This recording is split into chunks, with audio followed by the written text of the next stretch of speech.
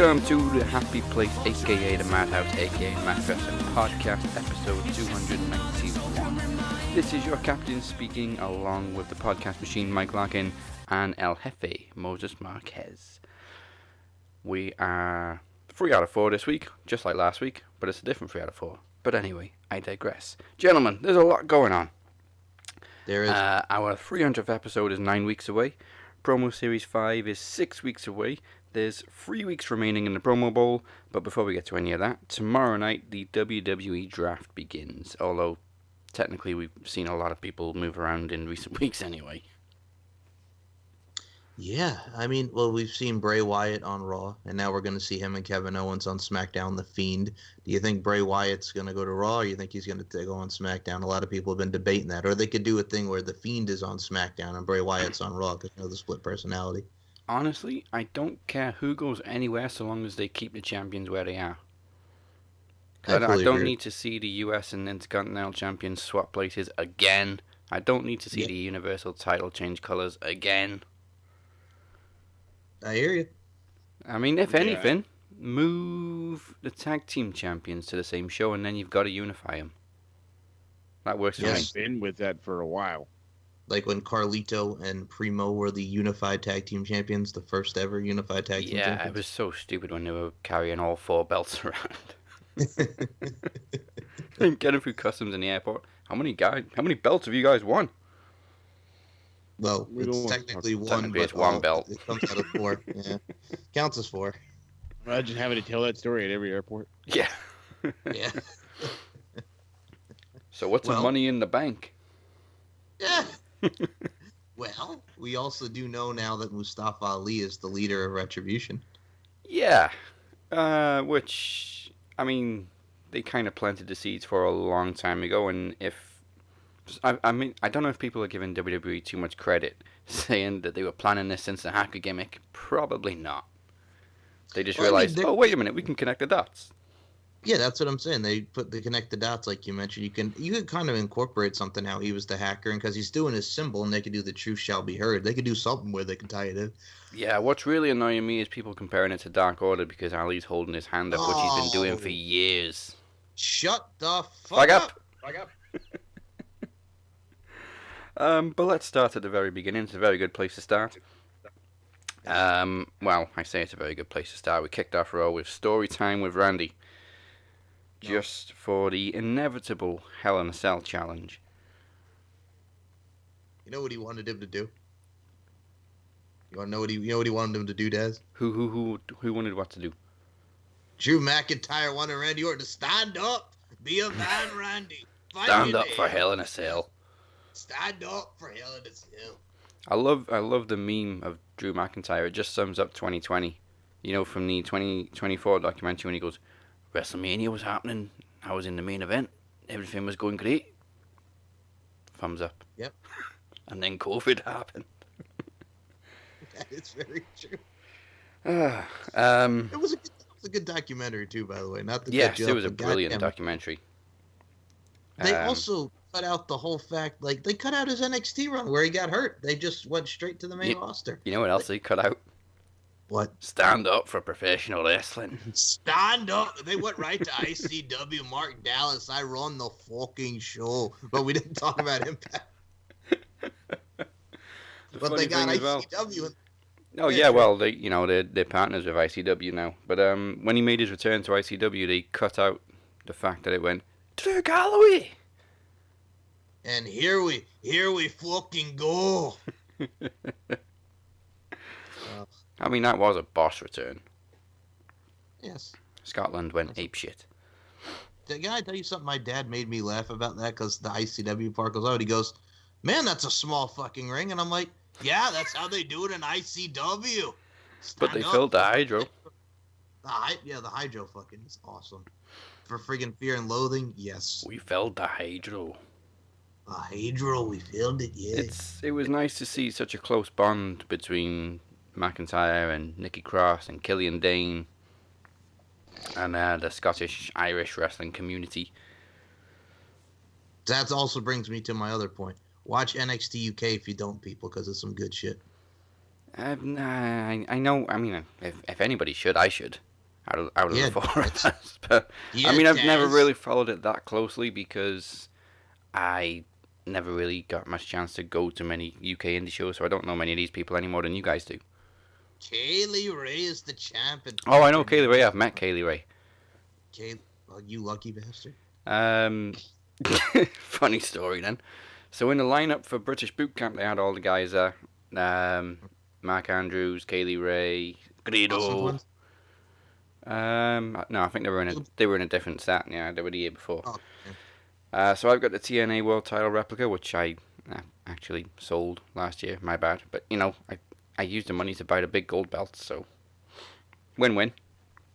So I give it to her to hold, and she reacts with, "My God, it's heavier than the real ones." Yeah, and I've been carrying that thing around for hours.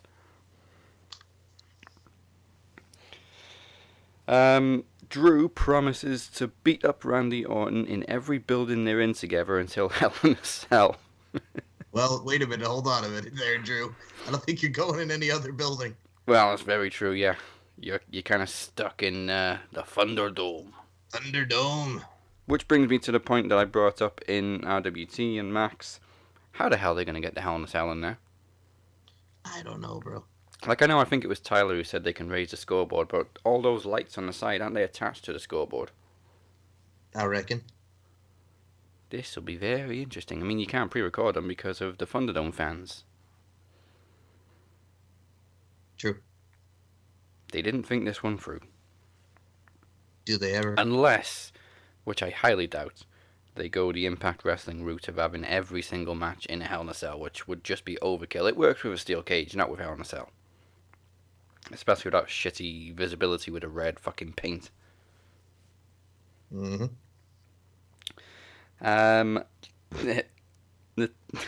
Natalana and Zelina versus Asuka, Mandy, and Dana. Clean win for Mandy. Obviously, they're pushing her, and obviously, they're still punishing Lana, who receives, I think it was a third Samoan drop through the announce table from Nia Jax. And you know why? Because you can shove that brass ring up your ass. Because Miro won't shut the fuck up about the WWE. I mean, it's not like she was very valuable in the first place.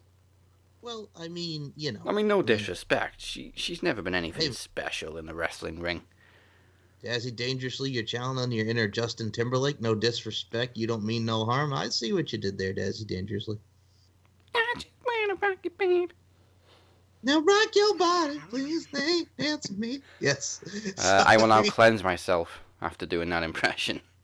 Excuse me, Mr. Justified over here. Ain't nobody love you like I love you. Gonna start dancing. Right, let's go and talk about stores? car and beer. Yes.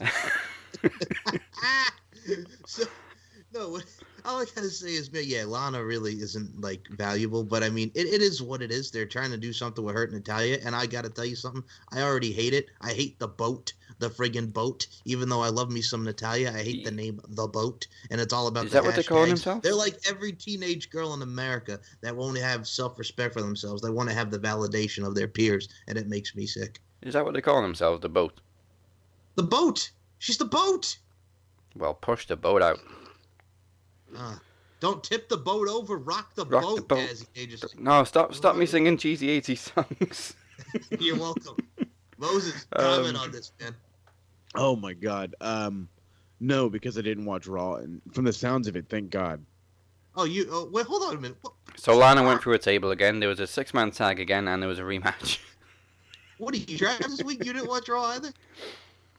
Monday was one of those one of those. What is it? How can I put this in a nice way? It's one of those like gotta focus on the retro days. Ah, And I was because we have a lot coming up when it comes down to retro. We have a show we're calling the Nitro Sandwich, where we're actually going to review 3 shows in one episode, but it's like 2 Nitros and a Raw, so I call it the Nitro Sandwich. Anyway, so yeah, I really didn't see jack shit about this. I keep hearing the meme though that fucking every time I turn around, Lana gets put through a table. It's fine with me. I mean, overall, it wasn't a bad show. It was one of those rare occurrences where it got better as it went along rather than the other way around. that's true. And listening to Moses talk about the Nitro special, I'm gonna say this, man. Are you gonna have the hoagies? Are you like, aren't you little Marie from the used to work at the Italian hoagie shop? Used to be at the Are Italian you little hoagie Marie? shop? Are you little Marie? No hoagies. Sorry. And then bud. Rocky IV comes along. Hey, you ain't so little anymore. Yes. Oh my god. Wait, hold on a minute. I got one other thing to say. It's all right. It's all right. No, little Marie. That ain't all right.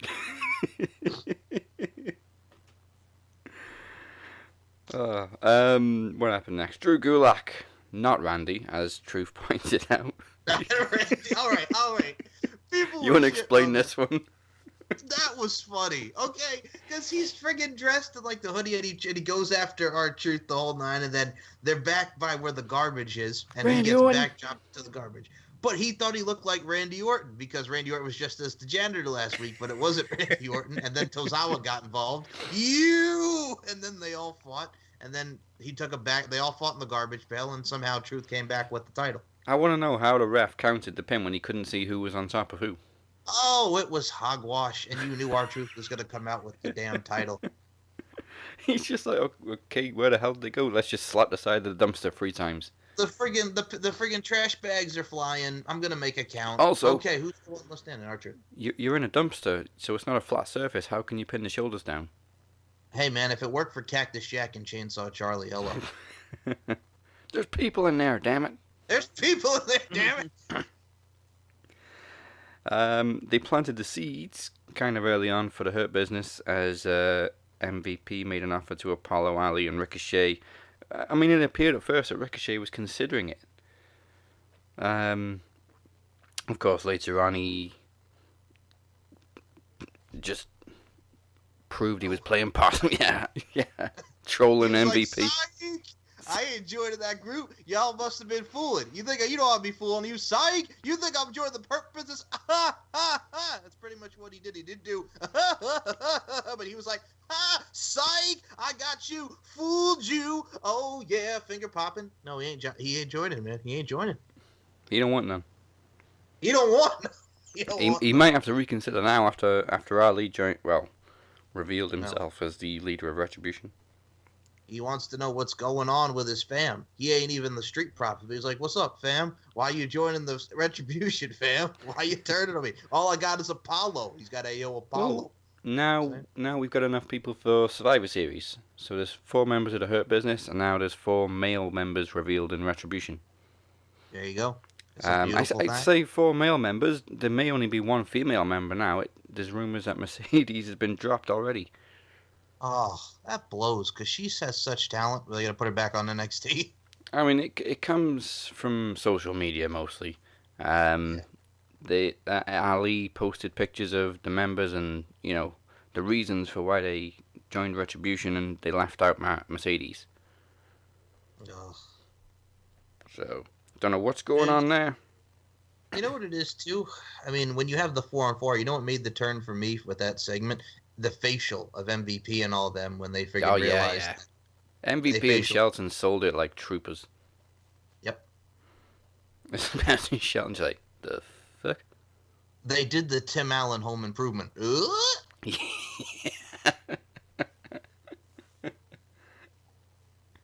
And Ali just like, oh.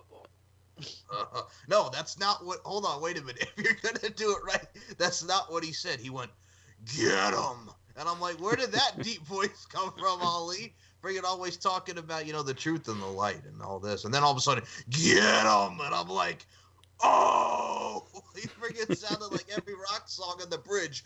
Oh, I thought I was listening to Escape the Fate. Oh, Oh, let's forget about Hey, it. Friggin' You'd smooth. be surprised little guys can have deep voices. I mean, look at Senshi, Loki. Agent 47. Agent 47. I am going after the Intercontinental Championship. Dolph Ziggler. That means I won NXT, and now I'm going for the Intercontinental Championship. Yes. Sometimes little guys don't have big voices, a la Rey Mysterio, who... Which brings us to the next segment, because we're still going on with this Murphy Rollins Mysterios thing. Murphy gave Rollins a deadline to apologize to Aaliyah. Hold on. He yelled it like Eric Young. Murphy, you have till 10 p.m. to say you're sorry. Say you're sorry. He friggin' turned into Eric Young. Everybody's turning into Eric Young lately.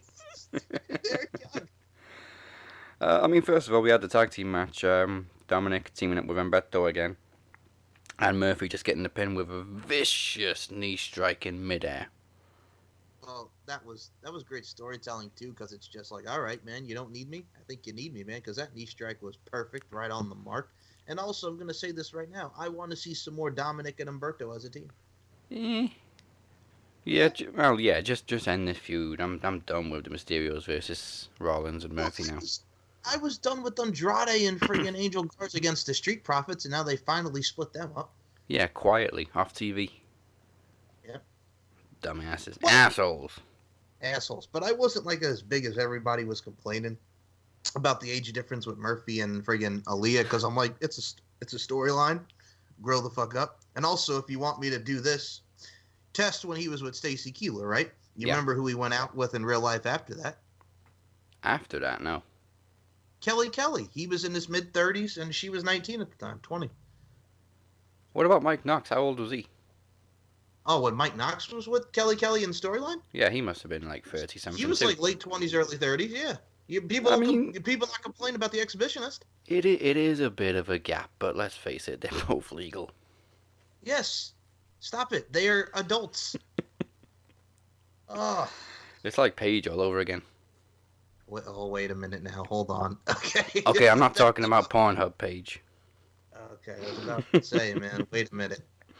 Friggin' Xavier and friggin' Brad Maddox over here, that friggin' guy. Fuck him. Fucking Brad Maddox. Fucking now, Braun Strowman demands a match on Raw Underground, even though we don't have Raw Underground this week for some reason. Somebody contracted COVID. Hello, Braun. Where you been? Oh, don't. Hey, Braun's an anti-masker. He don't care. I don't wear the mask. Just somebody get these hands. Adam Pearce offers him an exhibition. What is it? What the hell is that, Adam? I mean, we know what an exhibition is because we do promo exhibitions, but a wrestling match exhibition isn't every wrestling match an exhibition. It's basically an unsanctioned match, which Keith Lee volunteers for, and later, shock horror, ends in a DQ. How can an unsanctioned match end in a DQ? Hey, hold on, wait a minute. What? Exactly. They had a exhibition, but it was an unsanctioned exhibition, and friggin' it ended in a DQ. Well, count out. It was a count out, yeah. Count out. Thank you. Double count out. Oh, okay, because that's worse. Well, Braun tackled Keith Lee right into through the barricade, and then they brawled, and then Keith Lee, they all both fell out. They did the dive off the stage together. So now there's your new feud, Braun Strowman and Keith Lee. That's fine. I don't mind that. How many Keith Lee matches have ended in a DQ or a count out since he's been on Raw? Hey, man. A lot. And then it's like, how many songs can you make about a booty? Like 1,000. But yeah, no, I mean, Keith Lee and Braun Strowman going to get this pounding. And what happened was, I mean, you got Keith Lee and Braun Strowman. You got these towering, these powerful masses of human beings. Dare I say, Gorilla Monsoon, the irresistible force and the immovable object. But it's cool, man. You got the athletic Keith Lee, the athletic Braun. I'm all about it. About it. But, we'll see how it goes in Hell in a Cell. I get it. You want to make him look good, so you don't want him to take any losses. So how about letting him win a few matches? Hey, man, I've hated... Nah, we don't do that shit. No, we don't. But I've hated Keith Lee ever since we've gone to the main... To quote Chadwick Boseman, we don't do that here. No. Mm-hmm. And I love Keith Lee, but ever since he's come to the main roster, friggin' taking his music, taking friggin' was he wearing a singlet now? I can't do it. A very small singlet for a man his size, I'll tell you that. Mm-hmm. That is very true. Well, speaking of statistics, one thing we forgot to say. Apollo Crews this week was in his 15th straight match against a member of the Hurt Business. Oh my god. And that's just on Raw because they're not on pay-per-views because we're not doing house shows. Yeah. I'm tired of that feud too. I'm sorry. I'm tired of everybody's feud. They keep wrestling everybody. Like, okay, we're going to have this form of tag match. Again, we're going to have this 6-woman with the same people with the women. Again. Yeah. And we're going to have Drew McIntyre and Randy Orton. Again. We should just title this episode. Again. Remember when they used to do Raw rerun? Now every Raw is a rerun. That's true. That is true. So, Kevin Owens, remember when he first came up to the main roster and he had like 3 or 4 feuds going on at once? Now he's got 2 feuds at once, one with Aleister Black and one with Bray Wyatt. I mean, I liked it. I mean, I thought Bray was funny with singing Friends. It kind of reminded me of fun. F is for friends who do stuff together. U is for you and me. N is for anywhere and every time it all down here in the deep blue sea. So he turned into SpongeBob for a second. I think we finally found something that Bray Wyatt can't do. Sing. I mean, he gave it a good shot. He did. He promised Kevin Owens a special song. Well, bad things happen to him on Friday. Tomorrow on SmackDown. Yes. Owens refuses to wait, but then gets attacked by Aleister Black. Oh, who? By the way, his eyes are all good because we saw his eyes. Well, He's got 2 eyes. He revealed his blacked out eye last week, didn't he? Well, he's like super bad. You know what I'm saying? My buddy came from Scottsdale, Arizona tonight, and you will sing good. These eyes are crying. These eyes have seen about enough. That's what Aleister Black is, man. These eyes. My cousin came all the way from Scottsdale, Arizona tonight, and you will sing good. That's what he is. Wow. I'll fucking pull that one out of the bag. Jesus hey, man, Christ. These Eyes is a classic song. You know you love it, Moses Marquez. Learn to love it because it's the best thing going today. The only time I've ever heard that song is when I seen that little skinny dude from Superbad attempt to sing it. First of all, don't put some. And they're all in there just way too stoned to give a fuck. Put on Michael Cera. Put some respect on Michael Cera's name, man. Friggin', what's her face? Juno, whatever the fuck it was. Juno. Yeah, thank you. And also, first and foremost, when he gets to the part of "You broke it," Stoner, he stones up, "You broke it," and he's friggin' crying. And I'm like, come on, man, you can't write that shit. But it's good. It's good. It's good. Unpopular opinion, I don't like Michael Cera. What? I'm not Scott Pilgrim versus the World? No. I like that movie. He was good in that one, and that was probably like the only thing I really liked him in. Well, no, that's not true. His role was hilarious in was it The Last of Us? No, not The Last of Us. That's a fucking video game. Oh, is it the one with Jack Black? No, it's the one that he was in with like Seth Rogen and the dude from what the fuck is that other movie? She's Out of My League. Wait a minute. Seth Rogen was in Superbad. Yeah, I'm talking about the one where the world ends and all the celebrities are dying and shit. This is the end. There you go. Close enough. Close enough. Yes. All right. Backstreet Boys are at the end in heaven dancing to everybody Backstreet's back. Yeah. Oh no more boy bands. We've already done Justin Timberlake. You can tell me shut the fuck up, Jazz. It's okay. Shut the fuck up, Mike. Save that shit for pop culture history. Yeah. Captain FM. No, we don't do it on Captain FM. Hell no. We raise a middle finger to songs about lollipops on that show. Lollipop. Okay, go back to the Raw. Alright, so we reached 10 p.m. Eastern or 3 a.m. UK time, and it's time for the apology. I can't believe they actually put it in the corner of the screen like a countdown clock. There's a deadline to an apology. Down to the apology, like he's friggin' the millennium again, like fucking Jericho debuting. They counted down to the apology. Oh boy. Murphy attacks Rollins because he refuses to apologize, and then Rollins is on his knees begging, and finally does apologize to Aaliyah, looking around like she's gonna jump out of the crowd. Wherever you are, Aaliyah, I'm sorry. Aaliyah, I'm sorry. Eric Young, Seth Rollins. Eric Young, Seth Rollins. Murphy then makes the mistake of dropping the kendo stick, and Rollins just jumps him. And then he gets his ass kicked with the kendo stick, leaving Aaliyah to come out to defend Murphy, which your family ain't happy about. Dominic's like, what are you doing? After everything that he's doing, what are you doing? Keep walking, Aaliyah. Keep walking. And I'm like, okay, all right. Telling the sister to keep on walking. Keep on walking. Keep on trucking. I mean, it's one of the things where I look at it like this, man. I'm looking forward to Murphy and Seth Rollins just because I know it's going to be a great match. It's getting close to Shane McMahon, Triple H. Where's Triple H? Where's Shane McMahon, Test, Stephanie. Where's the lover or leaver stipulation? You know what I always loved? Was Shane just pounding on Test, going, you will never ever, you will never, ever. You will never ever. Never watch Shane. Yes. Oh my God! Then there's Shane McMahon jumping off the cage onto the Mean Street Posse. Yeah. Yeah, 99, good times. Good times. And finally, we've already talked about Ali. Actually, there is one more thing to talk about. But first, the women's tag team title match. Shayna just pretty much destroyed Ruby's arm for the whole match. Yeah. It was a very dangerous looking knee strike. I'm surprised Ruby's nose wasn't busted from it. And then taps out. And then gets choked out. Yeah, I'll be honest with you. I'm interested to see where they go now with Shane and Nia Jax, just because I like seeing them fight over who the leader of the team is. It cracks me up. Riot Squad just got mollywopped. First and foremost, stop stealing my goddamn word. I heard what happened last week with the royalties. Now it's all good. But yes, they got mollywopped.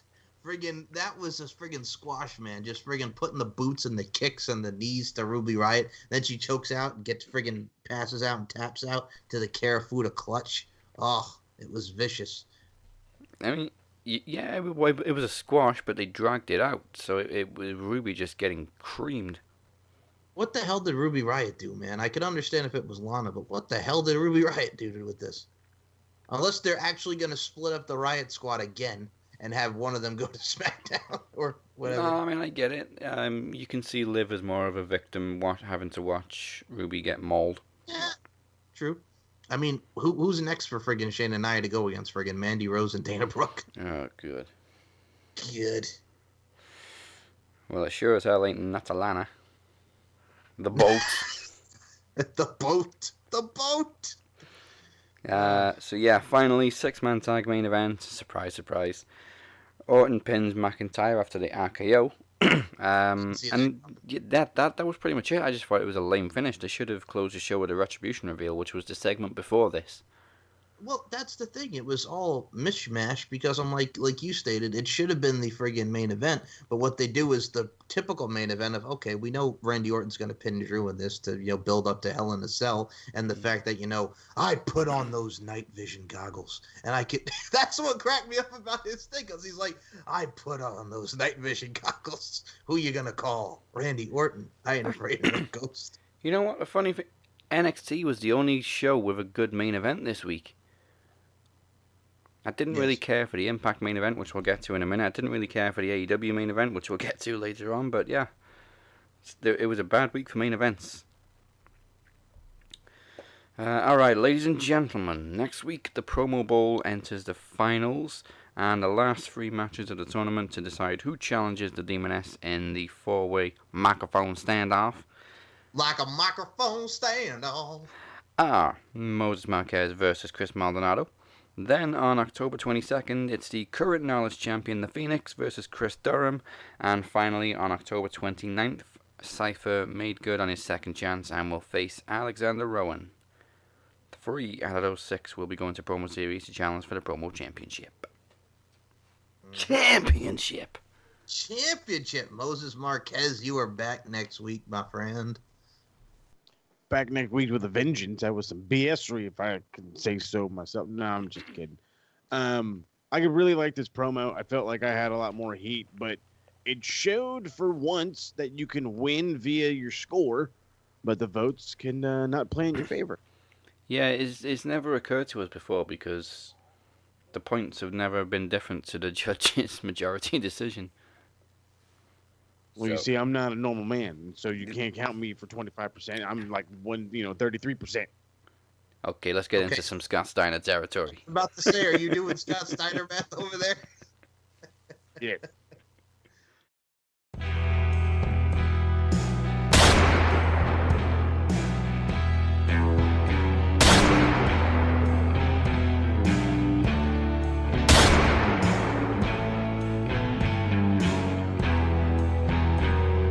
When you come for the king, you best not miss.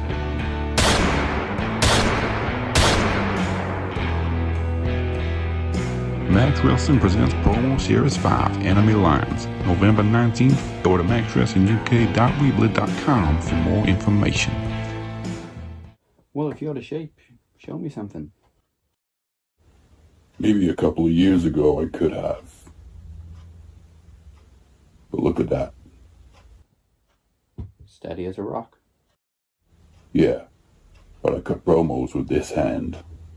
Okay, Impact Wrestling this week kicked off with Brian Myers versus Tommy Dreamer. Actually, before we get started, I still haven't had a chance to see Victory Road. What I have happened not on? yet. Yeah, Ah. there was a lot to watch this week. I mean, Takeover was Sunday as well, so. Travis, I know Travis watched the whole show and he said it was very good. I have it saved on the Fight app. Which, do you guys have the Fight app? You guys No. can get that on watch on your phone. You want me to send you the link to the Fight app? I can find it. I just don't have it. Hey man, I'm offering. Moses, do you want to be sent the link to the Fight app? I have the Fight app already. You have the you missed. I've been trying to get trying to watch Tomorrow H because I know they're coming back slowly but surely. Okay, well type in Victory Road on the Fight app. It's there. The whole 2 hours and 49 minutes of the show. I'll have to check it out. So Brian Myers was getting frustrated that he couldn't put Tommy Dreamer away, and then finally pulled out a kendo stick. Dreamer counters, but Myers plays possum and attacks Dreamer with a stick, getting DQ'd. Everybody's playing with kendo sticks. Well, I'll be honest with you. I popped because you know me. I love me some Brian Myers, Kurt Hawkins, and Tommy Dreamer doing what he does. But you know what it is, man. It's house. If anybody should play with a kendo stick, it's Tommy Dreamer.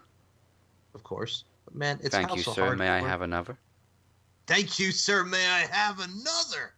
Friggin' Tommy Dreamer, man, representing the House of Hardcore. You got Brian Myers in God's Country, Long Island, New York. I'm talking about Hicksville, baby. Creative Pro Wrestling, probably one of the best schools on Long Island, minus the NYWC, New York Wrestling Connection, where he also started. But I gotta say, man, it's the battle of friggin' school trainers. It's the battle of mentor and protege. Brian Myers got hired by Tommy Dreamer. Tommy. So, man, I love this feud.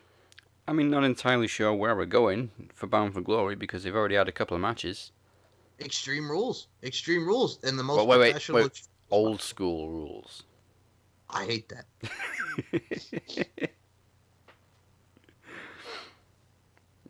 You hate it. Yeah, there's nothing old school about a hardcore match. No. If anything, old school is catch as catch can. Yeah, there you go. That's my type of kid down. And moving backstage, Bravo tells his wedding party that it's costing him a fortune. Hey, Bravo, I could have told you that, pal. Falabar takes it upon himself to find some money, and apparently Crazy Steve is 107 years old. Who'd have thunk it? Who'd have thunk it? You're looking good for 107.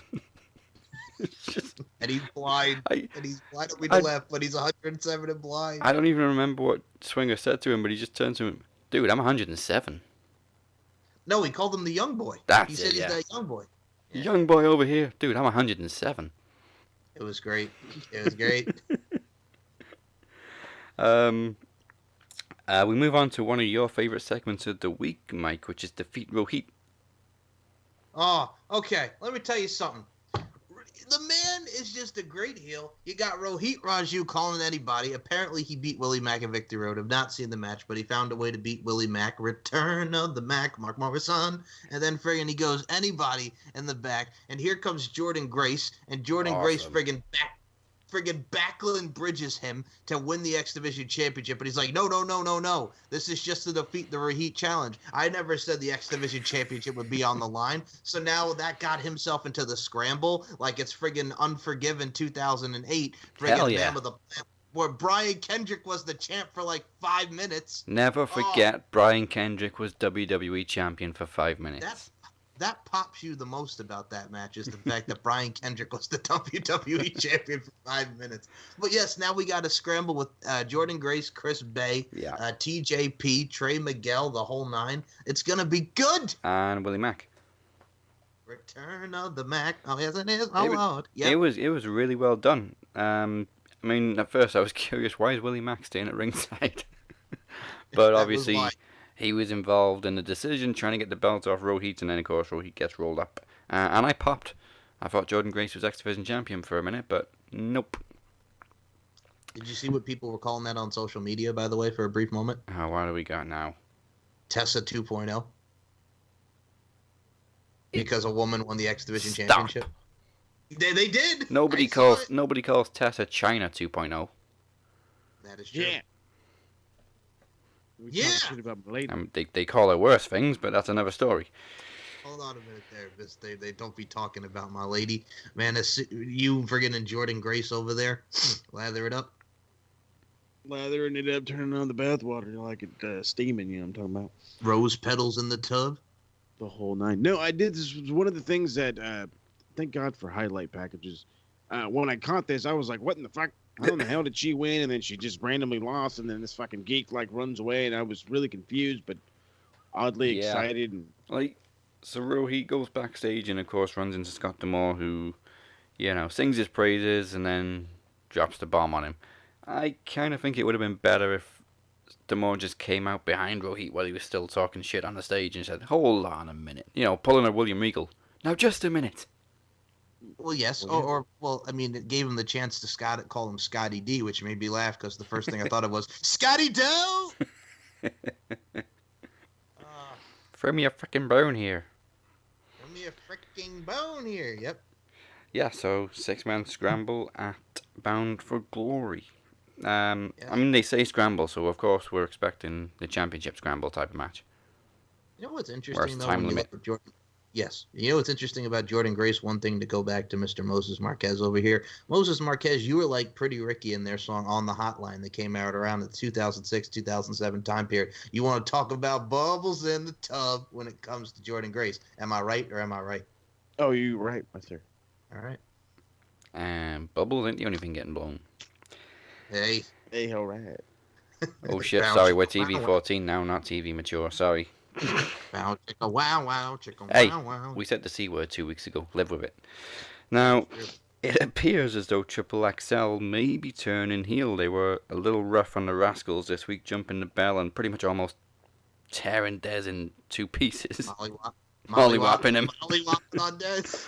I mean, Wentz did finally get the tag game with a ton of energy, but an AC accidentally takes down Larry, only to get super kicked out of the ring, leaving the Rascals to win with the assisted standing moonsault. Is that the name? That's what I'm calling it. I'm just calling it what it is.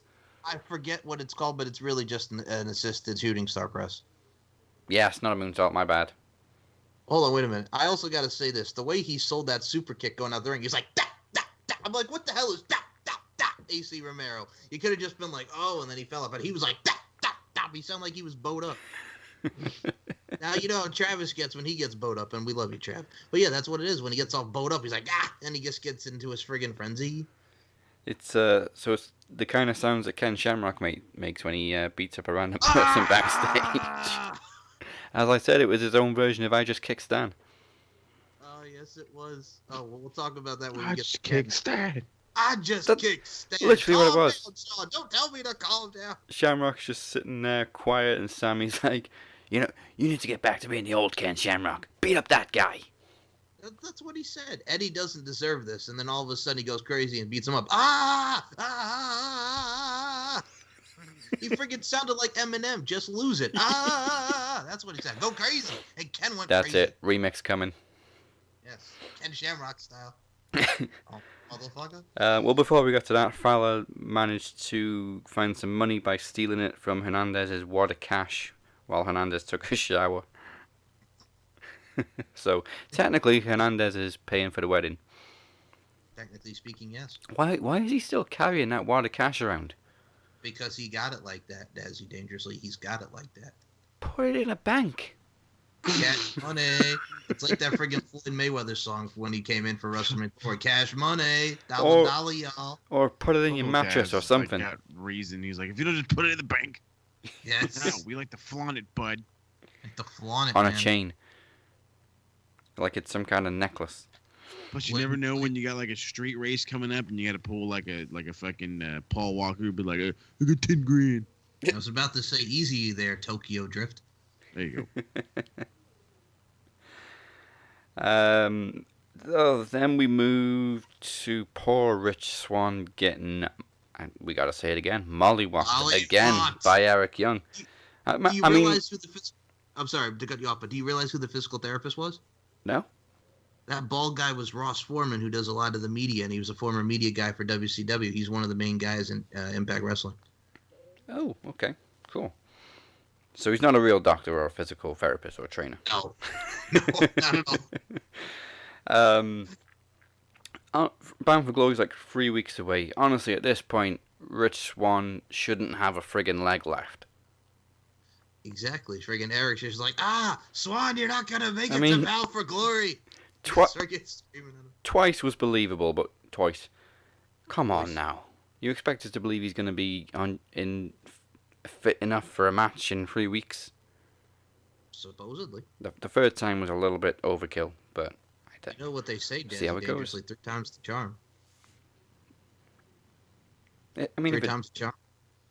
I just don't get it. I mean, if he doesn't get cleared, then what are they going to do? Obviously, they're planning for it. Like, are they planning to replace him anyway, or what? I just don't get it. Anyway. I don't either. I don't. Quick tag match. Well, not quick. Rosemary and Taya defeat Kiera and Tasha. Rosemary did the really cool Undertaker / Bray Wyatt thing, just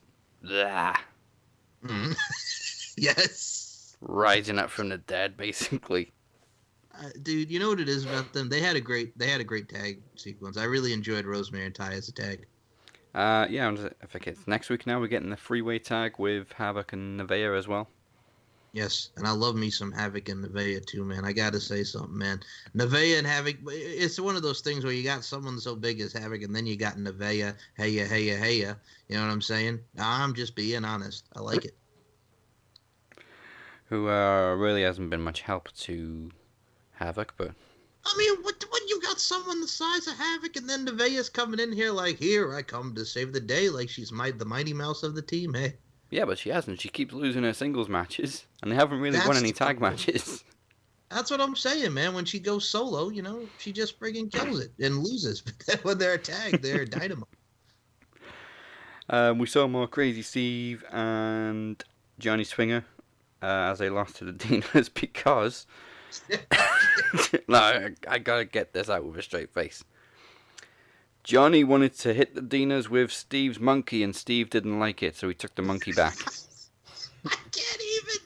You see, you did better than me because I would have started laughing. He took the monkey back, man. No monkey business. No monkey business. When Hey Arnold had Monkey Man, that was what it made me think of because he wanted to get his Monkey Man on and forget the Dieter. But Crazy Steve was like, no. You're not playing with my monkey. You're not playing with the monkey. Wow. You got to put down the monkey. Put down the monkey. Oh, boy.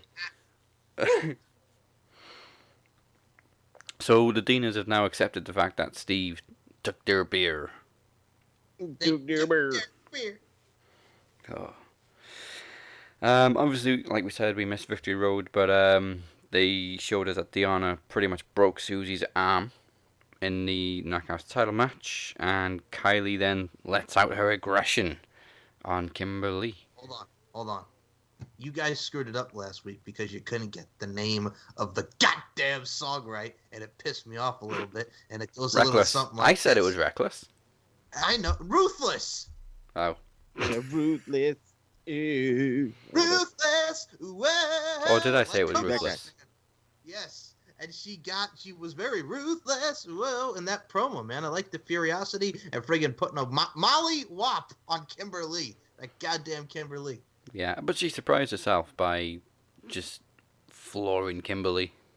Hey, man, maybe some of what that Susie, that Sue Young, that darkness is going on to some Kylie Ray, man, getting some vengeance. Ooh. Kai Young. Kyung. I like it. Undead Kylie Ray. Undead Kylie Ray. Yep. See, it doesn't have the same ring to it. You know what I'm saying? Not like ruthless. Well, like undead. Whoa, doesn't have the same ring. So long as it ain't Justin Timberlake, I'm good with it. Hey, man, you brought that on yourself. I did not. Yeah, you did. Go. I really enjoyed the next segment with Heath and Scott D'Amore trying to negotiate a contract. They completely disagreed on the terms. And, man, Heath got fired up. Wait a minute. That was okay. Now I was talking about Travis just getting all bowed up and how it lingers. That Heath was got bowed bowed up up to the 10th degree. So, that was bowed up to the 10th degree. Oh, obviously, we know Heath had this obscene high demand on in the contract that he drew up, and Scott D'Amore was like, "Yeah, no, we're gonna give you this one, and we're gonna work to that one." But and he took a shot at him jobbing on friggin' Raw and SmackDown and main event and all this stuff. I'm like, that's not nice, man. I mean, he had a point, and he was like, let's face it, I mean, you're good, but you're not an Olympic gold medalist. Oh, and that friggin', I was like, damn, okay. The only thing that was missing was Heath. He should have just pointed at the contract he drew up and went, I got 27 kids, man. Yes. He did, however, mention Raw and McIntyre. Is he allowed to do that? Well, he was just saying, hey, man, Terry, you want to come here and talk about this is the grass is greener on the other side, and you want to tell me to come on over to Impact Wrestling, and now the friggin' deal's off, man. Thanks a lot, Terry. You want to tell me to come to Impact Wrestling when I just wrestled Drew McIntyre on Monday Night Raw, and they gave me a deal. You know they gave me a deal. Yeah, I know they gave you a deal. Well, hell, they gave me a deal, and now you tell me to come over here? Shit. That's roughly what he Screw you, Terry. I'm going home. Screw you, Terry. I'm going home. The funny thing was, it was in Scott D'Amore's office. And D'Amore just picks up the contract and went, oh, wait, one more thing. Just throws it all over the place. Papers go everywhere. And he goes, clean up your own damn office.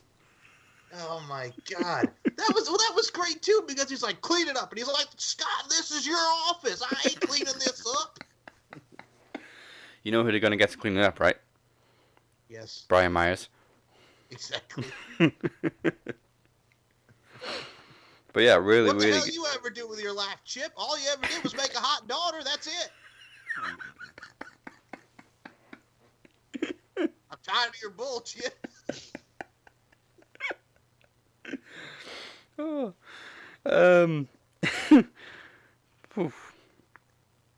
EC3, of course, promised a funeral for the TNA title this week, which he did very quickly. It was a very, very quick segment.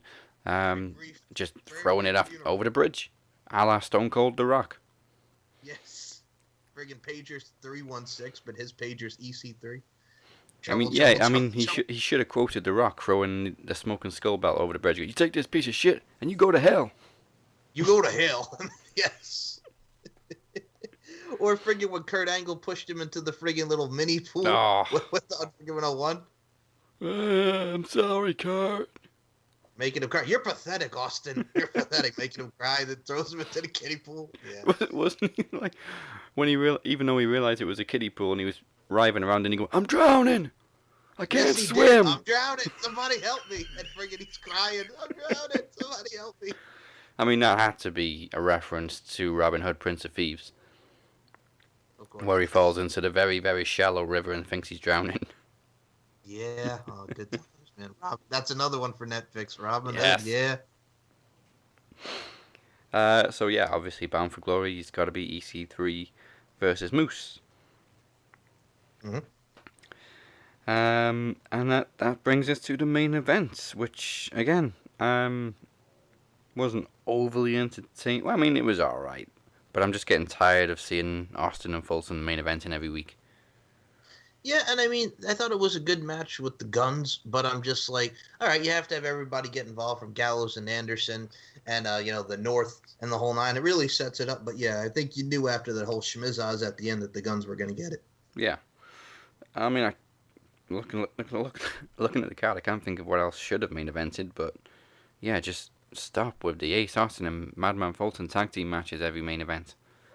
Hey, Nikla right now is fuming. She wants to kill somebody. Take a soul, put Ace Austin's soul in a hole. She's a demoness, man. Friggin' hates Ace Austin. Speaking of Ace Austin, you know what I found out this week? What'd you find out? You know who he's dating? Yeah, the girl, the interviewer chick, Gia Miller. Yeah, Okay, apparently it's common knowledge. I only found out this week. Yes. I mean, to be honest, I only found out her name this week. Your name is Fook Me. Oh. Fuck you. Fuck me. Twins. Twins, yes. Oh my god. Friggin', they have a name. They have a name for the goddamn, finisher that they do, where it's like the neck breaker and the cross body. And friggin', that pissed me off about Josh Matthews, because they do have a name for it. I think it's like, oh my god, this is going to piss me off, because it's like, you know what I'm talking about, that neck breaker and that splash that they pinned him with it. I forgot the goddamn name of it, but they do have a name for it. Yeah, you expect Josh Matthews to know his shit. Well, I'm sorry, but yeah, I forgot the name of it, but it'll come to me. I think it was Made in Detroit. Made in Detroit. Made in Detroit. That makes sense. Yes, something like that. But yeah, like, come on, Josh. They've only been wrestling for this goddamn company for how many years? You son of a bitch. Oh. I'm going to go with 15 years? Yeah, since 2007, Dazzy Dangerously. Okay, 13 years. Yeah. I mean, take away a couple of years that they were in Ring of Honor and stuff. That is true. And Alex Shelley got a WWE payday. Yeah. Alright, well, you may have seen it on our Facebook group this past week. Post to Post returns on November 10th, just over a week before promo series, where we will hopefully be able to interview all 3 finalists.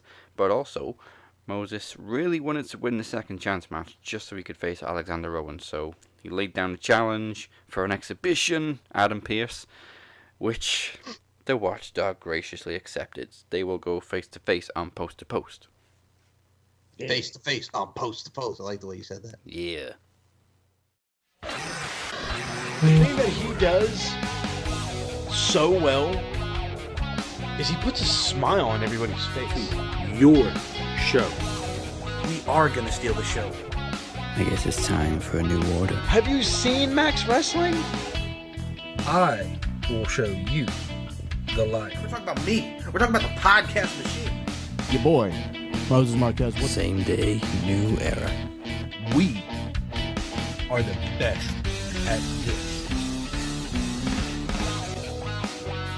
Max Wrestling Podcast every single Thursday. Go to maxwrestlinguk.weebly.com for more information. And this brings us to the Wednesday Night War. AEW was, of course, celebrating 30 years of Chris Jericho, and NXT was coming off the tails of TakeOver 31, so they both had quite a lot to offer. I'm already mad. And you know why I'm mad? With which? Friggin- With AEW or NXT? No, NXT. Because I love Ridge Hollins and I can't stop running. Mm-hmm. And then he gets hurt in the post-match brawl. So, in the space of 3 or 4 days, Ridge Holland just broke his leg. Mm-hmm. Kyle O'Reilly damaged his liver. And Finn Balor broke his jaw in 2 places. Mm-hmm. Yep. It ain't ballet.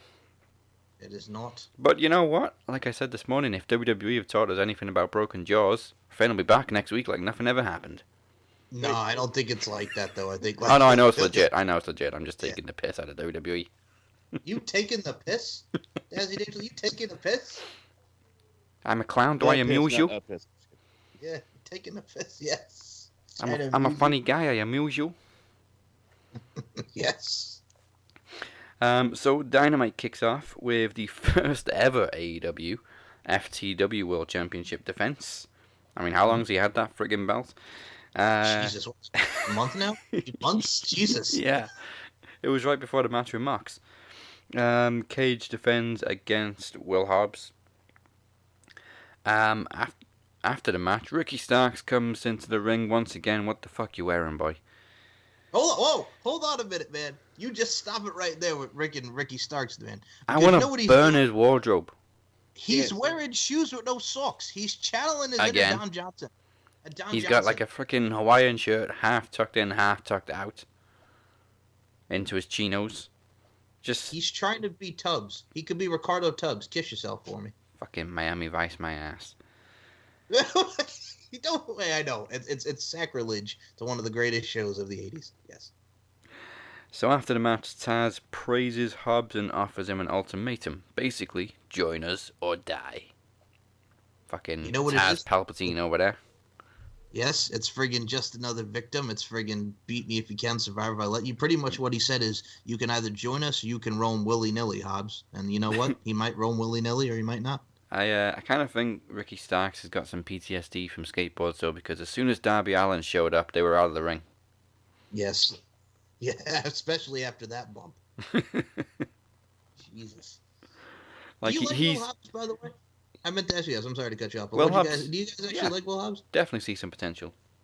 Yeah. You know where he actually came from? I think he did some indie stuff for Future Stars of Wrestling, where a lot of people came from, like Chris Bay, Killer Cross, and all these people. Ooh, that's a nice class. Yeah, buddy. Eli Drake, too. Yep. So, we are blessed with the appearance of several celebrities to pay tribute to Chris Jericho. The first batch consists of Slash, Dennis Miller, Hiroshi Tanahashi, Ace, and then of course Papa Jericho. And then Jericho. And then Bully Ray drinks some bubbly and raises the devil horns. Drinking on the job, I see. Does he have a job right now? Yeah, he was doing the podcast. Yeah, Busted Open Radio. I mean, I'm like, bro, what are you doing? You're in the studio. I'm getting hammered. All right. Okay, so he basically pulled a Phoenix drinking on the podcast. There you go.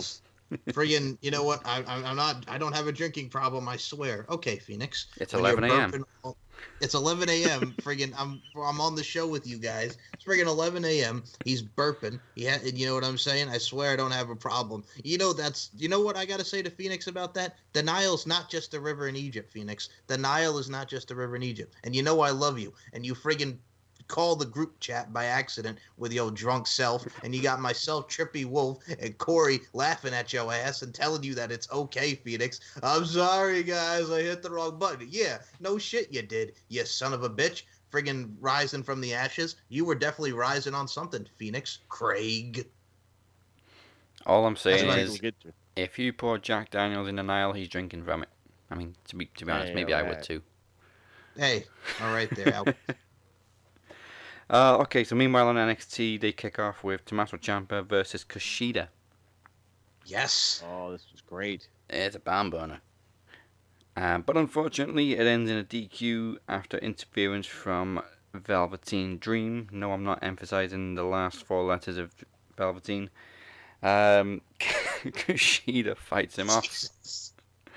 I'm surprised he even made it after Sunday. Yeah. Kushida damn near killed him. Yeah, he beat the shit out of him for a while, and it was awesome. Stop it. He's already dead.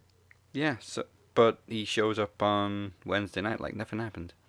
Like nothing, man. Like nothing. What the fuck are they drinking in WWE? I don't know, man. Go to work. You may have just got the shit kicked out of you. My arm. Oh, he's all back together. You know what they got in the back of the Performance Center is those frozen baths that they had in Wanted. Yes. They heal you in 24 hours. Yes, or that friggin' frozen bath that Brock Lesnar was sitting in when he was training to go against the Rock at SummerSlam, too. Damn. Fuck that. Running with the log down the road? Hell yeah. Yeah, running with a log, fair enough, but no ice bath. He loves him some ice baths, man. What's wrong with an ice bath? Nothing's wrong with an ice bath. Shrinkage. I'm just saying Brock Lesnar loves him some ice baths. Shrinkage is what's wrong with it. Shrinkage. Give it about 30 minutes when you get down. You'll be all right. Hey, 30 minutes is all it takes. And $20 is $20. Obviously, we saw Ember Moon make a return at TakeOver, which was completely unexpected as far as I was concerned. I never would have guessed that motorcycle video package thing was Ember Moon. Me either. I was thinking it was Bo Dallas or one of the guys, but I mean, after a while, also, well, it kind of makes sense because they weren't doing anything with her, and I know she was injured, but before that, when she was on SmackDown, she was just sitting in the back, friggin' reading shit and not doing a goddamn thing. So I mean, it makes sense to put her back on NXT and get her and Toni Storm in the mix for the NXT Championship, Women's Championship. I love it. Yeah, I like the repackaging. I dig it, man. So she makes a return speech, but's confronted by Io Shirai. Then Rhea interrupts, and she pretty much immediately gets attacked by Dakota and Raquel Diaz. Regal books a tag match for the main event, but then we get backstage, and they're like, Io, why didn't you help? And she just says, "You're not my problem." I love her one-liner. I love her one-liner. By the way, Mr. Dassy Dangerously, Gonzalez, not Diaz. Oh, Raquel Diaz is Eddie's daughter, my bad. Yeah, that's Shaw Guerrero, man. What you doing? What you do? Hey, What Raquel, you do? Raquel, tomato. Yes. Raquel Gonzalez. And also, they're both Mexican names. Give me a break.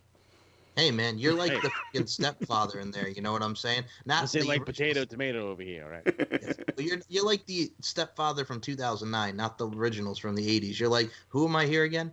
Because he had so many identities after he killed the family and left them all alone. Who am I here again? That's what you just did right there. Dassy Dangerously. Who am I here The again? Family Man's on TV. Is that the one with the alien? No, that's American Guy. I can't tell.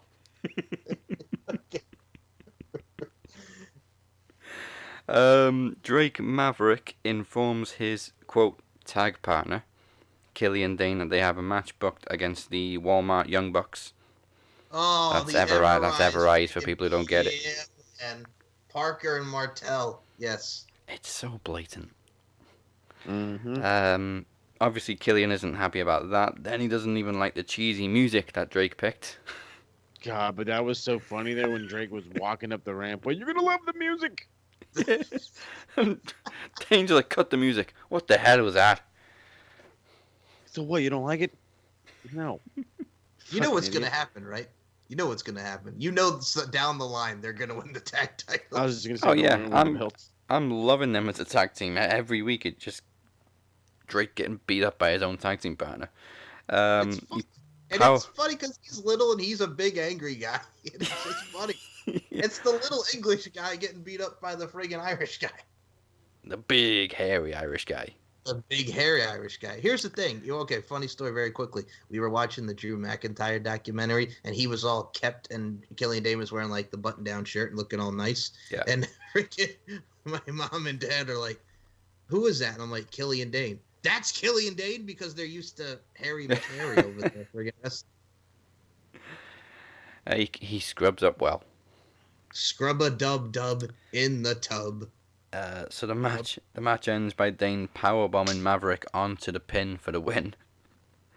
Onto the pin for the win. Hey, we're full of rhymes this week. Drake wanted to dance to celebrate, but again just gets dropped by Dane. But then we had a really nice moment where Dane kind of went, "Shit, I feel bad now." Picks up Drake and carries him out of the ring. See, I like that. You know what that reminds me of? When Bubba Ray Dudley, when he would win, remember when he was the hardcore champion and he friggin' won, and then all of a sudden he would be all serious, and then he starts dancing, friggin' getting his groove on, getting jiggy with it, nah. Remember when Bubba Ray Dudley used to dance when he was a hardcore champ? Oh, Bully Ray in the baseball shirts and shorts. Yup. Yeah. The birth, really, of Calfzilla. Yes. Calfzilla. I love that. Look at these calves every week. That was always what I used to look for. Look at these calves.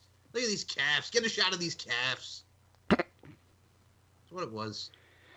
So, we also know next week now that Best Friends will challenge FTR for the Tag Team Championships. Say yeah. Yeah, I made the mistake of calling them the Revival last week. Oh, well, it's the damn name. But don't call it the friggin' Revolt because Travis will have a heart attack. That's not the You'll real upset Caleb revolt. with a K. Caleb, I love Caleb. All right, I'm going to just say this right now because I wasn't on last week. I love Caleb with a K. It cracks me up every time because he was like, she feels like, "You're not helping me, but hey, you got this, just heal up. You got this." Friggin' Caleb with a K. It's growing on me, and I'm digging Caleb with a K.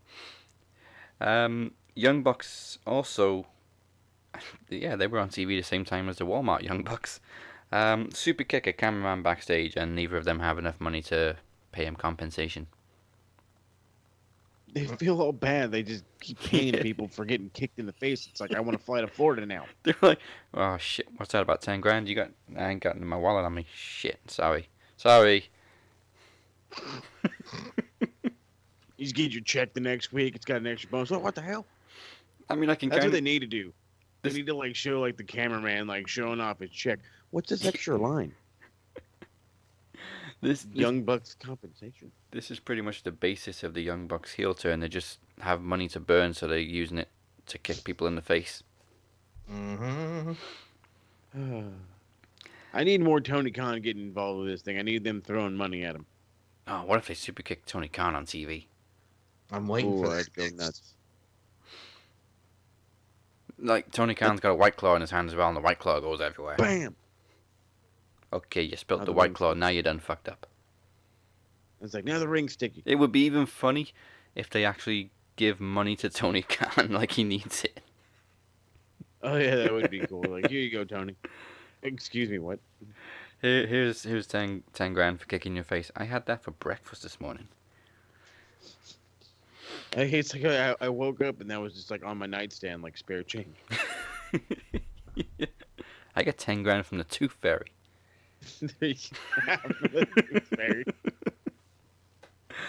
The next round of celebrities paying tribute to Chris Jericho were Shaquille O'Neal, Gene Simmons, Don Callis. Shaq? What the fuck Shaq got to do with anything? Oh, hold on a minute. there, Shaq Moses. jumped ship. Hold on a second. Oh, there, that's Moses. right, because he's on the NBA one, so he's all about it. That's right. I did see him try to wrestle Charles Show. Barkley. No, wait, hold on a second. No, like in That the makes during sense. NBA. Okay. You know what makes sense about that? Remember when he was the guest host of Raw and he called Chris Jericho Chrissy, and then him and the Big Show had that little tussle? God, I don't remember that small little itty bitty stuff. Itty bitty bitch. And great one for me was Lars Ulrich. Oh, yeah. He was cool. And then, of course, DDP. DDP. Alright, before we get into the next match, let's go back to NXT for a second, because the Garganos find a new TV let for them by Indy Hartwell. See, I'm all about that because Indy Hartwell has a lot of potential, and I think she'll do well with Candice. And it's also gives something for Indy Hartwell to do because I know they're very big on her. Yeah, how long they've been married? Because Candice was very, very calm about the fact that Johnny was like, I like this girl. Well, first and foremost, he called her a goof. Before that, he called her a goof. Then all of a sudden, they like her. Yeah, Candice wasn't at all suspicious that another woman bought her husband a TV. So why creep? Just creep. Yeah, That's how it so- starts, ladies. Beware. I'm not buying the marriage thing. It's a work. It's a work. It's a work. They've been married since 2016. Yeah, crazy. So there's also a USB left with the TV, and when they plug it in, they find out that Indy. This is actually very good foreshadowing that nobody noticed. Indy was actually protecting Candice in the Battle Royal. Mm-hmm. Mm-hmm. So it's like we had no idea at the time, but if we go back and watch the Battle Royal now, we'd be like, oh shit, yeah. There it is. Leonardo DiCaprio meme. Okay, so the next match on Dynamite, which should have been the main event, was the dog collar match, and it took about 5 minutes for Cody to bleed. If And that. bleed he did. Oh yeah. Yeah, it was a bloody affair. The only thing for me was Brodie starts bleeding during the break, and also, unfortunately, during the break was the table bump. I think that's what caused him to bleed. I don't know how, but It's also nice of AEW to, like, spray paint their whole logo over the tables. This is very our smart, very table. smart. This says AEW, damn it.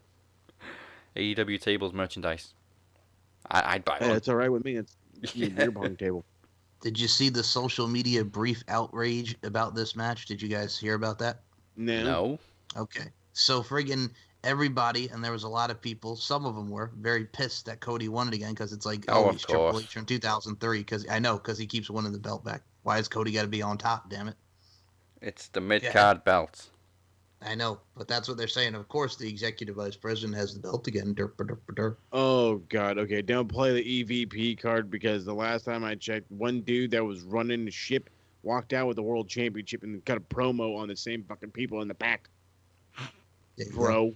Also, that EVP very unselfishly, very early on, booked himself to never be able to challenge for the world championship. So the world title, the real championship everybody wants. Not this fucking flimsy TNT I showed Marvel movies all day thing. Also, can we just stop ignoring the fact that Cody's over as fuck? So obviously he's going to be in big matches and winning titles. Yeah, I figured I'd share that with you guys so you guys can go on a rant because I saw a lot of people not. Oh, internet fans can get fucked. They're never happy. Yeah, buddy. Mm-hmm. It was a great match and it made sense for Cody to win, so shut the fuck up. Shut the fuck up, internet! Also, next week, we're getting Cody versus Orange Cassidy for the TNT Championship. Hey, don't fucking complain about that shit either. That's going to be great. It's going to be a very good match. I love how they set it up as well, just like, thumbs up. Okay. Yes. Alright, also they announced Wardlow, Colt Cabana, and Hangman Page have been added to the World Title Tournament, which Kenny Omega reacted to very civilly, I may say. Much better than Hangman reacted to the news that Omega was in the tournament last week. Mm-hmm. Who you guys Kenny does not give a shit. No. Who do you guys see winning that tournament? I don't think it's going to be Omega and Page because they got that stuff to go with. Go ahead. No, it's got to come down to Hangman and Omega. You think? And then one of them's going to face Moxley? Yeah. I think it's Hangman's time. I feel like Hangman's he's gonna get close, and he might lose to a guy I don't think should go this far, but I don't know why I feel like this is gonna be the main. Scorpio Sky and Kenny Omega is gonna be like the final in my mind. I don't know why I feel Scorpio Sky. But well, and I also think it's, and I like his build, but I think it's too soon for Wardlow, and they still are teasing Wardlow and MJF. Yeah. I mean, don't get me wrong. I like that idea too. Yeah, but yeah, it's way too early. Yeah. And you guys think MJF's going to join the Inner Circle? No. Okay. No, not after this. We'll get to the final segment in a minute, but not after this. Because there's only one Sammy in the Inner Circle, and he cannot be replaced by an MJF. Can I just say something right now? Sure. Fuck Guevara. Oh, that's not nice. Yeah, you're welcome. Hey, what's wrong with Sammy Guevara? All right, he annoys me. He has that punchable face, and the fact that he can't sing worth a damn, which but it just, I don't know, man. There's just something about that kid, man. He's gonna hurt somebody. Yeah, he's got a lot to learn, but I like him. He's entertaining. That is true, but also I'm gonna say this right now. He can't just be riding Chris Jericho's coattails all the damn time. I can get down with that. Mm-hmm. Yeah. All right, so. Yeah, we talked about Ridge Holland unfortunately breaking his leg. But first, Austin Theory squashes poor Leon Ruff. Oh, and they just signed that kid. They just signed him. They signed Chainsaw Joe Gacy. They signed Brandy Lauren. They signed Retro Anthony Green. So pretty much they signed the Evolve roster. Yeah, basically. I don't mean to jump into this. The only person that I know all those Evolve wrestlers that were on there, but the only dude that stood out to me was Jacob Casper. I'm like, holy shit! Do you guys know who Jacob Casper is? Who is Jacob Casper? He's the assistant head wrestling coach for Duke University. Oh wow! He's a former two-time All-American. Won the ACC heavyweight championship in 2017. He was one of the better heavyweights, like of the 2010s. Like he was an outstanding wrestler. So when I saw that, I was like, holy crap! He's given up like a $70-something thousand coaching job to try pro wrestling. So it's gonna be cool. Yes, he's the assistant coach, like he just said, Duke University in 2017. You're correct. Big time money. All right. Well, after Leon Ruff gets squashed, Theory is challenged by Dexter Lumis, who chokes him out, but immediately gets attacked by Cameron Grimes. Creep farm. Oh yeah, straight to the moon with the creep farm. That was a nasty fucking knee strike. Again, nasty knee strike. Also, they made it look like on the replay that Loomis had all the time in the world to move out the way because he's just staring at Cameron Grimes coming towards him. You're a freak, man. Hey, you're a freak. There was a lot of jump attacks this week. Not just on NXT, there was a few jump attacks everywhere. But I digress.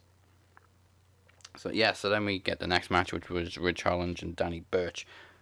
Danny Burch just got his ass kicked. And What, you mean Oni Lorcan? well, no, Danny Burch got his ass kicked, and then Oni Lorcan tries to defend Danny Burch, but he gets attacked. Oh, sorry. And And then he got his ass kicked. through the whole attack, Danny Burch still hasn't moved. No, yes. he was fucking dead. He dead. Him dead. Him dead. I mean, Oni did. Put up a good fight. After diving into the outside the ring, Holland gets straight back up, throws him in, and then takes his friggin' head off. Mm-hmm. I'm gonna miss that music if he's like. I know he's hurt, but I'm gonna miss that. And you can't stop running. Mm-hmm. It's just the little things, man. It's the little nuances, man. You can't stop running. Mm-hmm. That friggin' theme song, man. Yeah. Shotzi got a win over Xia Li, and as we saw on TakeOver, she's gonna be hosting NXT Halloween Havoc. It's gonna be good.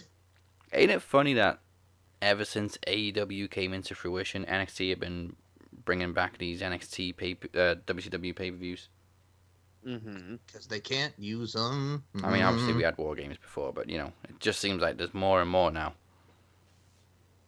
Well, I figure they would eventually do Halloween Havoc, and because it's we're finally in October. Well, I guess it fits the bill. Yeah, I mean, it's just another episode of NXT, though.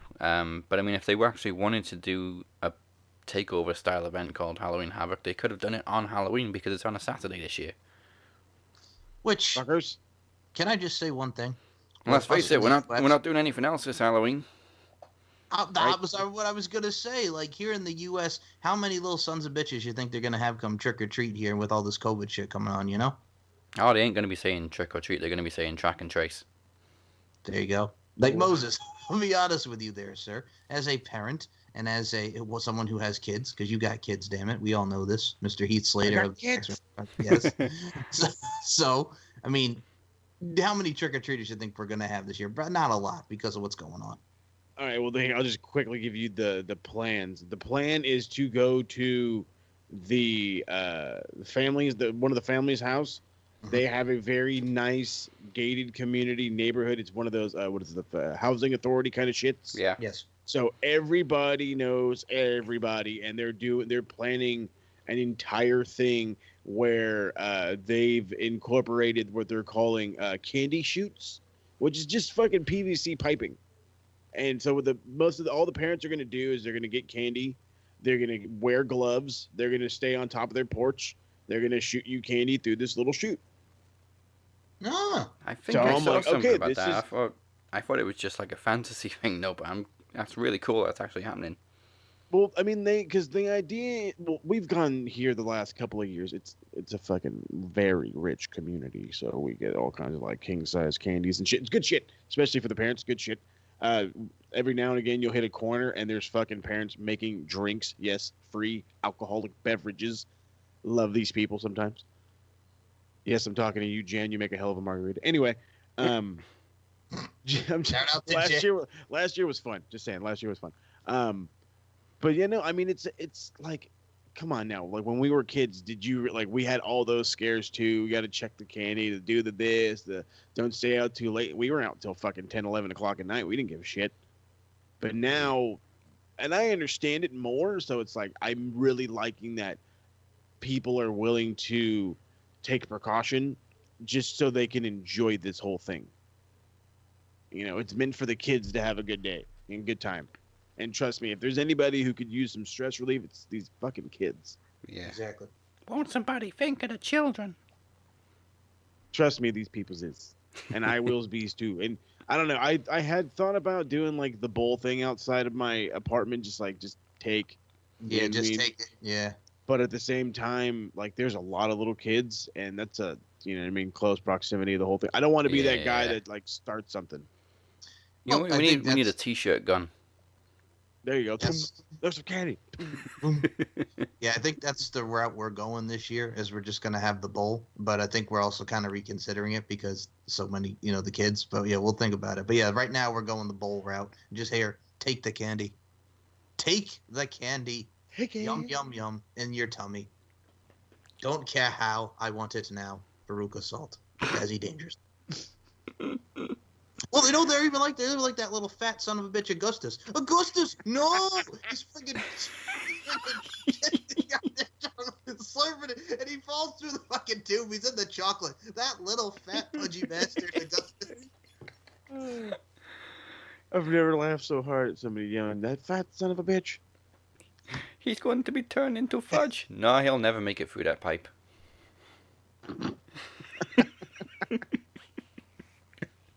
Oh, fucking hell. Okay.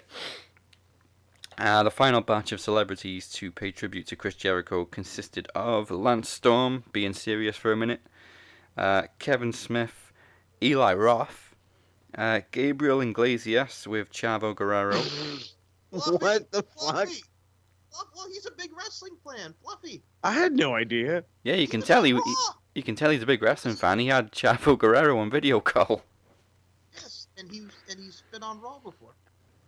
Steel Panther were funny, because then he was like, "Wait a minute, he's a wrestler." Ultimo Dragon, and then finally Paul Stanley. Yes. Paul Stanley. Good shit. Funny that they didn't have Paul Stanley and Gene Simmons in the same video package, but okay. Right. They should have had Bischoff. Yes. But yeah, I mean, obviously Jericho knows a lot of rock stars. Well, yeah. He's a rock star, He's a damn it. closet rock star. I was waiting for Kenny G to come on there because that was one of his episodes. He interviewed Kenny G. Kenny G, yes. Alright, so NXT, as we said earlier, well, as I said earlier, had the only satisfying main event of the week for me, which was Rhea and Ember Moon picking up the win over Dakota and Raquel Gonzalez. Yes. Finally, good new entrance music in WWE, Ember Moon. I don't know if it was by Def Rebel. I highly doubt it was, because it was actually good. It was good. You didn't like the old good. You didn't like the old one where it was just you remember Ember. Oh no, I like her old music. It's just the fact that this is the first time in a long time somebody in WWE has had new music and it's actually good. You mean not like Aleister Black's new music? Ugh. He picked that, apparently. He did? Yeah, well, I mean, he had a hand in it, but maybe he picked the actual theme, but the intro sucks. It's Aleister Black. Aleister Black. It's worse than, well, I will say it's worse than Baron Corbin's, but Jim Johnson did that one. Yes, but it reminds me of Disaster Movie when you have Alvin and the Chipmunks and they're singing all Christmas songs happy, then all of a sudden they turn into I hate those movies. I hate them. Evil! Death in the Garden, yes. Ugh. I know, yeah, I was waiting for that. It's like you hate vampires suck in all those movies, yeah. I enjoyed like the first two scary movies, and every other spoof movie after that I hated. Date Movie especially is the worst movie I've ever seen in my life.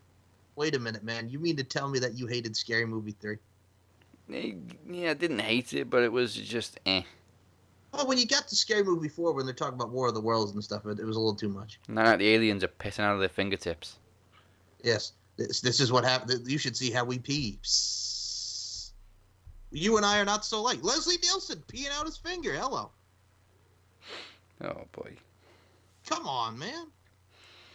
Oh, baby Jesus. Sweet dear God, sweet baby Jesus. The tag match ends with a sick eclipse from Ember Moon. She's been working on that fucking thing. Love it. You know what that move used to be called on the Indies when she was Athena? Is it something to do with a moon? No. Okay. It was called the O-Face, but you can't use that on WWE. Okay. Yeah, you definitely can't use that in WWE. And that was also the name of that whack-ass bar that was on Bar Rescue that John Taffer walked away She from. hit her with the O-Face. Yes. She hit her with the O-face and she ain't getting up. The O-face. Wow. The O-face. All right. Not really happy with myself for having to say this, but AEW had the worst main event of the week, which of course was Jericho and Hager versus Luther and Serpentico.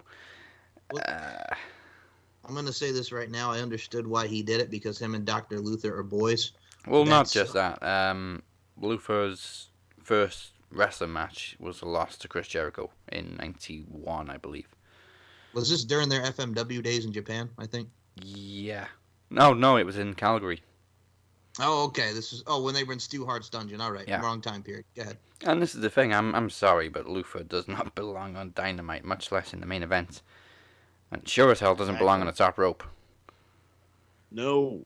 This dude's slipping and sliding, and I mean, you fucking can't even climb him, let alone, and he's like scared that he's up there. I'm like, what are you doing up there? Yeah, I mean, at no point last night would I have believed this guy was trained in the Heart Dungeon. Hell no. I get it, he's 51, he's out of shape, so just no more main events, please. What the fuck are you doing, bud? They're already starting that, man, because here's so didn't somebody do like a comparison of Hulk Hogan at 51 in 2002 and look at Jericho in 2020? I'm like, that's kind of unfair, man. Well, I mean, look at Triple Hogan's always H worked like a and Shawn fucking Michaels. Yeah. And Sting. Yeah. But yeah, Jericho is Love just, Sting. I love him too. But yeah, Jericho, buffet tables, man. Mm. Mm-hmm. And then Chips. And then it somehow got worse. The post-match speech was interrupted by MJF. Wardlow almost jumps the gun, revealing the clown. He's like, MJF turns his back and he's like, okay, Wardlow, I'm going to start counting down. And the fucking cloth's already half off and we can see the legs. Wardlow's like, shit, put it back on, put it back on. And it's a clown with another gift, which is a framed photo of MJF. Doing the Walls of Jericho thing. I fucking laughed. I just love how he completely no-sold getting the picture smashed over his head. Oh yeah, not didn't even budge, and then took like the stiffest fucking elbow shot you've ever seen. I think Jericho legit just fucking was like, you know what? This is for not selling that fucking painting. Bam. Now that's a Judas effect, motherfucker. Because he fucking hit the shit out of this fucking guy. Yeah, that was probably the quickest spin I've seen him do as well. Yeah. I mean, he did also say he hates clowns. He's all, yeah, I hate clowns. I'm like, wait, what? Even though he dressed like Doink the Clown back in 01 against William Regal, remember that? Yeah, but he didn't have to look at himself. That is true. Facts. This is true. The heels join them in the ring. MJF airplane hugs Sammy Guevara, who just completely also no-sells. He's like, what the fuck are you doing? Put me down. Don't touch me. What the fuck, MJF? It was just a completely weird and awkward ending. And then, of course, we get the SNL credits, directed by Chris Jericho, produced by Chris Jericho, cameras by Chris Jericho. Yeah, very strange. Alright, next week is the anniversary show of Dynamite, so hopefully, I'm guessing Cody Cassidy will be the main event, and maybe the heel turn from Cody. What about Moxley and Archer? Yeah, I mean, if Mox and Archer isn't the main event, then we know we're definitely going to get something big in the TNT title match. Mm-hmm. Okay. Well, it feels like it's been a long time since Promo Slam, but let's face it, it's been a long-ass year. But we are getting closer to Promo Series 5 Enemy Lines, our next special event on November 19th. As we've already mentioned, the Demoness will defend the Promo Championship against the 3 Promo Bowl finalists in the microphone standoff. Like a microphone standoff. See, you get that twice this week. In the traditional winner stays on gauntlet, the Phoenix will defend the Knowledge Championship against Alex Dorio, followed by the Demoness, and challenger number 3, Moses Marquez. Yeah. Pop culture collides as co-hosts Brittany Savage and Mike Larkin go one-on-one in a promo exhibition. And you know when Larkin comes around, you need a whole freaking gallery for the exhibition.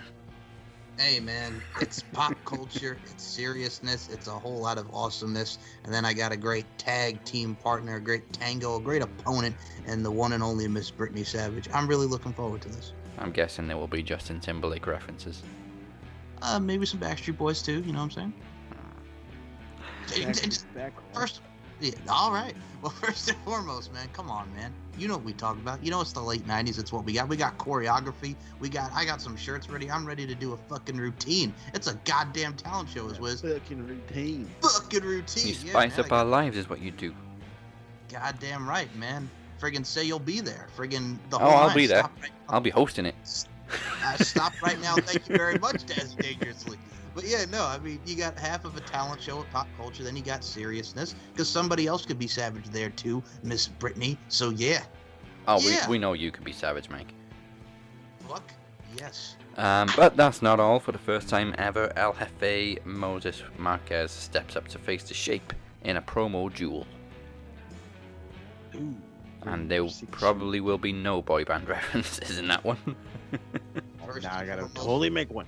First and foremost, if Blazing Squad, no, Mr. Dazzy Dangerously, those are your boys. I still friggin' cringe every time I see that because they killed the classic and the goddamn Crossroads, man. Are you gonna swear it all over again like Westlife? Are you gonna friggin', do the whole nine there? He's got them all. Boys. He's got them all. Listen to him. He's got them all. Hey, man, I do. Friggin' 5 up in there when the lights go out. Slam dunk the funk. Don't act like you don't like 5, man. 5 was the shit over there in the UK. Yeah, well, finally, I'm gonna bop up the way to the predictions title for Survivor Series. Congratulations to Harold Hunter and Robert Davis, and now Mikey 5 times on capturing the predictions title. Baby. But before we get to Survivor Series, we got to get past Bound for Glory in 2 weeks. Oh yes. So for more information on Promo Series 5, go to maxwrestlinguk.weebly.com. It's time for some real cowboy shit. Y'all come back now, you hear? And we're going to see you there. But it's time for us to bid you adieu for this week. So before we go, remember to like and follow Max Wrestling on Facebook and Max Wrestling UK on Twitter, YouTube, and Instagram. We're also on SoundCloud, Spotify, Apple Podcasts, Google Play, iHeartRadio, and CastBox. Cast Bizarre.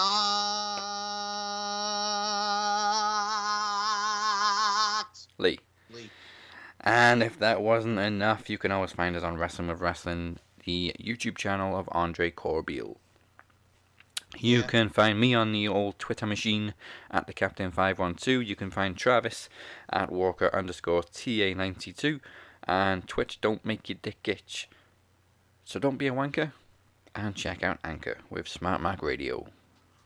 That's right. I appreciate the plugs all the time because they're just so fluent with them. It's lovely. I had mentioned retro shows earlier in this show. They have been a complete and total jumble to get by. Let me just tell you that. One will be dropping tomorrow. That's right. You're going to get a special Friday edition of Retro Rewind. And then Monday, I'm dropping I'm calling the Nitro Sandwich. It's September 2nd's Nitro. And then they went alone, unopposed. And then it was that following week. So it's going to be the standalone Nitro and then Raw and Nitro like normal. I want to say our next pay-per-view is going to be In Your House, I believe. Which, In Your House, not International, interested. Whichever the one that Sean and HBK go at it. That's all I know. Sean and HBK. That's the same person, Moses Marquez. Oh, sorry. Sean and Mankind. Oh, the friggin' in Your House Mind Games. There you go. Mind Games. That's what I was thinking of. I'm more focused on Brawl Ball and focused on 1996's Halloween Havoc. I mean, to be fair, in 94, we had Undertaker versus Undertaker. That is true. Well, hold on, man. You're not just going to gloss over the fact that is one of the greatest matches of all time in Shawn Michaels and Mankind. I wouldn't gloss. I'm just saying, man, don't gloss over Shawn Michaels and Mankind. Don't sleep on it. Don't trip potato chip a Moism. I'll have to definitely. Well, like I said, I'm now that you bring it up like that, I'm going to probably be a little bit more excited going into it. But like I'm itching for Halloween Havoc in '96 because there's a lot of There's a lot of stuff to go down. I think it's was it Savage and Hogan, and then you have what was the other big one? Benoit and Sullivan. They're gonna fucking kill it, go all over the goddamn place. Oh shit! The toilet. That guy's peeing. They're in the bathroom, and then you also got friggin' watch the sick bump that Mankind takes through the announce table. You know what bump I'm talking about, Daz? From He's like, sure I do. Mind Games. Oh yeah. Well then, there we go. All right, Lots to look forward to. and Mike, who you been talking to? All right. Well, first and foremost, it's kind of been a slow week, but I did do 2 guest spots, which will be coming out soon. I was just on Ella J's podcast, a Wrestling Gal podcast, talk about the bout with Brittany, talk about Max Wrestling, talk about wrestling in general, and have a fun conversation with Ella. I also did my friend Kylie McDonald, the host of the New York Lottery, and her podcast, Chapter 20-something, talk about my journey through podcasts and what I do and how I do it. And also, I just had the new episode of Beauty, Strength, and Dominance, the 3 key elements that make women the work of art that they are, for LFC with LFC prospect Shelby Paris. We talked about some MMA, we talked about some wrestling, we talked about some LFC, and we talked about her career in the adult entertainment industry. So it was a good week, and you can check me out at SM Show 1, MCL 92, pop_culture_pop. On Twitter _pod, and also Impact Rewind for you Impact Wrestling fans out there. Wrestling@wrestling.com, StephenMikeShow.com, and SoundCloud.com/MCLarkin92. Boom. There you go. And unfortunately, there's one person you won't be talking to. Who's that? Oh, Rachel Riley. Dude, you know, you have to bring that up on the damn show, man. I was already bummed because I'm like, all right, man, I've been talking. I mean, it's full circle because you discovered Rachel Riley on this show. Yeah, that's true, man. But I'm already bummed, man, because I'm like, all right, I have been wanting to do this for 3 years, and I finally got the courage to do it. And friggin', I emailed the agent, and she's not doing podcast interviews right now. She rarely does them, but thank you for thinking of me. Rachel! To quote Eric Matthews in Boy Meets World, I wanted to speak to Rachel! We'll put out a hashtag. I don't know. Rachel! Mike for Rachel. Hashtag Rachel in all caps. Rachel! Next thing, you get a call from Jennifer Aniston. Hello? Hello. Do you know anything about wrestling? I can't even, bro. Alright, next week the promo ball returns for Moses Marquez versus Chris Maldonado, and that is the first of the 3 final matches. That, my friends, is the bottom line. Goodbye, mwah, and good night. Rachel!